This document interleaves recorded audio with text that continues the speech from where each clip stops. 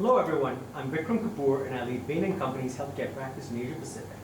I spend a large part of my time working at the intersection of healthcare and investments, and I look forward to sharing our perspectives with you today. I have three topics to cover today. Firstly, I'll be sharing a perspective on the near-term impact and some of the longer-term shifts we expect and believe COVID-19 will have on the healthcare sector. Subsequently, I will deep dive into what this means for the provider sector, pharma, and medtech. And finally, I will discuss implications for operators and investors in healthcare in this region. Let's start by looking at the near-term impact to our stakeholders. Safety is paramount, as individuals are trying to keep themselves and their loved ones safe. Patients are also looking at new ways to seek care, very often virtually or through alternative sites of care. As the true frontline of healthcare, providers are rising to the challenge, doing their best to support patients in whatever way they can. Pharma and medtech companies have stepped up to develop diagnostics, therapies, and now vaccines while meeting the need for PPE and managing the dislocation of their traditional demand and supply patterns. What we're also seeing is after this initial shock to the system, the stakeholders are starting to prepare for a post-COVID future in terms of both their recovery planning, but more importantly, how they are retooling for a new world. The near-term impact of the pandemic on the healthcare system has been pronounced and uneven, with providers balancing a flooding of acute care sites, while at the same time elective procedures have stalled. What they've also seen is an unprecedented adoption of telemedicine. MedTech companies saw a rapid step up in demand for products critical to responding to the pandemic, while demand for products used in elective procedures came to a grinding halt.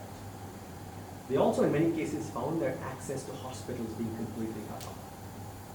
Biopharma sponsors saw trial activity temporarily slow down, but a massive reallocation of investment towards vaccines and therapies to combat the virus. And finally, payers saw some near-term relief on MLRs as elective procedures were deferred. Now, longer term, COVID-19 has catalyzed some structural shifts to the sector, which are even more pronounced in Asia Pacific. Healthcare is now seen as essential infrastructure. Some would even call it the new national defense. The transition to alternate sites of care is accelerating, with patients and physicians increasingly comfortable with care being delivered virtually or even at home, but especially outside the hospital. Suppliers have seen this as a call to action to diversify their supply chains, some of which you're starting to see manifest in the spurt of activity in the API sector in markets like India. The doctor-sales relationship has also been disrupted forever. Finally, the pressure of this pandemic will spark a wave of consolidation with a flight to quality across sectors. Let's now look at what we see as the impact on various subsectors. Within the provider space, we see three distinct archetypes of post-crisis outcomes.